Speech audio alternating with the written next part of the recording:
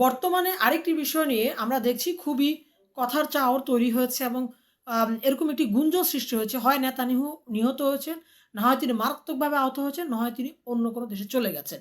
এই প্রশ্ন হচ্ছে এই বক্তব্যগুলো কেন আসছে? এই বক্তব্যগুলো আসার কারণ হচ্ছে এই যে ইসরায়েলি টপ মিলিটারি লেভেলের মিটিংয়ে যেখানে সিদ্ধান্ত নেওয়া হয়েছিল যে একটি স্থল অভিযান পরিচালনা করা হবে লেবাননের বিরুদ্ধে, সেই মিলিটারি মিটিংয়ে কিন্তু ইসরায়েলের প্রতিরক্ষা মন্ত্রী সভাপতিত্ব করছেন এবং সেখানে কিন্তু দেখা যাচ্ছে যে বেনিয়ামিন নেতানিয়াহু নেই। অথচ যুদ্ধ অবস্থায় তার আরেকটি ভিডিও প্রকাশ পেয়েছে যেখানে দেখাচ্ছে যে তিনি আ আ আ ব্লগিং টাইপের অন্য কোনো নারীদের সাথে কথা বলছেন এবং তিনি তার আনন্দ বা বিনোদনের সময় তিনি কাটাচ্ছেন। এখন প্রশ্ন হচ্ছে তিনি যদি আ জীবিতই থাকেন তাহলে একবার কফির অভিনয় করে যেখানে কফির গ্লাসের তুলনায় কফি বেশি দেখা যাচ্ছে।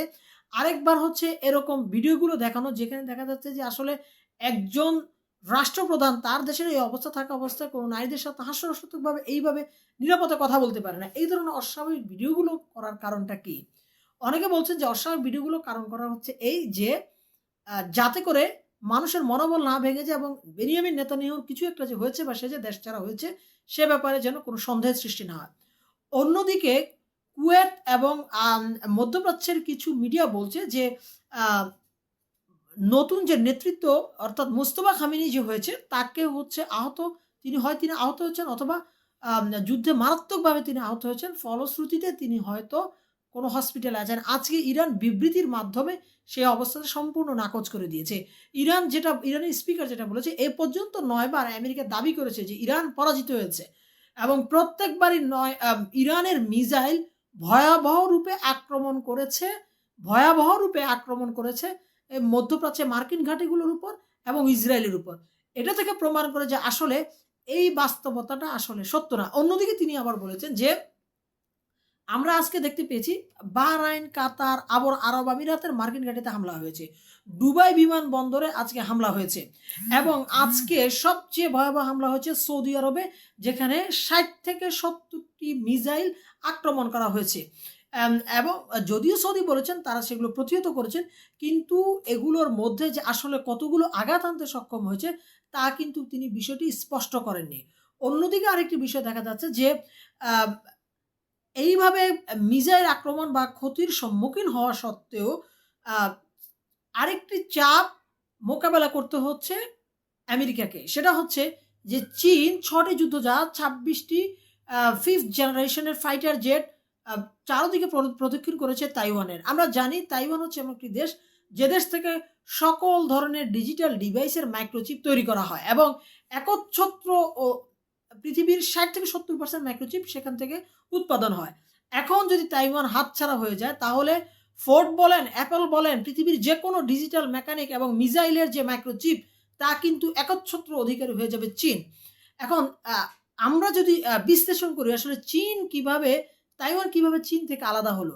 তাইওয়ানে যখন কমিউনিজম বিপ্লব সাধিত হলো, তখন তৎকালীন যারা ক্ষমতাবান ছিল সরকার, সেই সরকার গিয়ে তাইওয়ানে গিয়ে অ আ আশ্রয় নেয় এবং সেখানে তারা ক্ষমতা দখল করে এবং একটি ক্যাপিটাল অর্থাৎ বুর্জুয়া অর্থনীতির মাধ্যমে তারা সেই দেশটাকে একটু অর্থনীতির আ উচ্চতর শিখরে নিয়ে যায়। যদিও ব্রিটিশরা থাকা অবস্থায় হংকং দখল করেছিল ব্রিটিশরা এবং তাইওয়ানের একটা সহায়তা পেত আমেরিকা এবং ব্রিটিশদের। কিন্তু এখন আমেরিকা ছাড়া তাইওয়ানকে নিরাপদ স্বাধীন ও সার্বভৌমত্ব নিশ্চিত করার মতো অন্য কোনো রাষ্ট্র নেই। এর ফলশ্রুতিতে আমরা যেটা দেখতে পাই যে যদি এখানে আমেরিকা বেশি এনগেজড হয়ে যায়, সংযুক্ত হয়ে যায়, যেকোনো সময় ইরা আ ইরানের এবং ইসরায়েল আমেরিকার এই যুদ্ধের সুযোগে চীন এখানে একটি সুযোগ গ্রহণ করতে পারে। অন্যদিকে আমরা যেটা দেখি যে রাশিয়া তার তেল বাজারে বিক্রি করার পরিমাণ বহুগুণে বেড়েছে এবং তেলের দাম কম দিয়ে সে বিক্রি করছে। তার মানে হচ্ছে ইউরোপিয়ানরা মুখিয়ে আছে তারা এই রাশিয়া থেকে কম দামে তেল কেনার জন্য। এখন যেটা দেখা যাচ্ছে যে এই অ্যা যুদ্ধে অংশগ্রহণ করতে গিয়ে ট্রাম্পের যারা গুরুগ্রাহী বা সমর্থক এবং ইসরায়েলের নেতানিয়াহুরা তারা সম্পূর্ণ একা হয়ে গেছে। এবং সম্পূর্ণ একা হয়ে যাওয়ার প্রধানতম যে কারণ সেটা হচ্ছে যে যুদ্ধর ব্যর্থতা এবং কি কারণে যুদ্ধ করছে সেই যুদ্ধর কারণ এবং সে উদ্দেশ্য এবং লক্ষ্য সম্পর্কে পরিষ্কার ধারণা না থাকা এবং ইরানকে হচ্ছে আন্ডার এস্টিমেট করা, অর্থাৎ ইরানকে অবমূল্যায়ন করা। এর ফলে আমেরিকাকে এখন পোহাতে হচ্ছে। আরেকটি বিষয় যেটা হয়েছে যে আব্বাস আরাকচি আজকে বলেছেন যে তাদের সাথে কয়েকবার যোগাযোগ করা হয়েছে মার্কিন প্রেসিডেন্টের পক্ষ থেকে যুদ্ধবিরতি দেওয়ার জন্য, কিন্তু তারা এখন এই যুদ্ধবিরতির কথা ভাবছেন না। এবং সবশেষ আজকে প্রেসিডেন্ট ট্রাম্পও বলেছেন যে তিনি ভেবেছিলেন ইরান হয়তো শান্তির পথে অগ্রসর হবে, কিন্তু না, ইরান এখনো শান্তির পথে অগ্রসর হচ্ছে না। এখন এই যুদ্ধের ব্যয়ভার আর কতদিন আমেরিকা এবং ইসরায়েল বহন করতে পারে এবং আর কত টমাহক এবং হচ্ছে থার্ড এবং প্যাট্রিয়টের ইন্টারসেপ্টর তাদের কাছে বাকি আছে, তা একটা আশঙ্কার বিষয়। তবে একটা হিন্টস বা ইঙ্গিত যেটা পাওয়া গেছে যে এই যুদ্ধটা কয়েক সপ্তাহের মধ্যে 2 থেকে 3 সপ্তাহের মধ্যে শেষ করতে চাচ্ছে ইসরায়েল। তার মানে আমরা ধরে নিতে পারি 2 থেকে 3 সপ্তাহের পর তাদের আসলে এরকম প্রতিরক্ষামূলক ইন্টারসেপ্টর থাকবে না। এখন তাহলে দেখা যাচ্ছে যে বিশ্বটা এক কেন্দ্রিক হয়ে গেছে আমেরিকা এবং ইসরায়েল, এবং অন্য কেন্দ্রিক হয়ে যাচ্ছে যারা নিউট্রাল ইউরোপীয় ইউনিয়ন। আবার আরেকটি কেন্দ্র হয়ে যাচ্ছে যারা পরোক্ষ সমর্থন দিচ্ছে চীন, রাশিয়া, ইরানকে। দেখা যাক কোথাকার পানি কোথায় গিয়ে গড়ায়। আমরা চাই যুদ্ধটা শেষ হোক, বিশ্ববাজারে যে তেলের দামের যে অস্থিরতা সৃষ্টি হয়েছে তা যেন তাড়াতাড়ি স্থিরতায় আসে।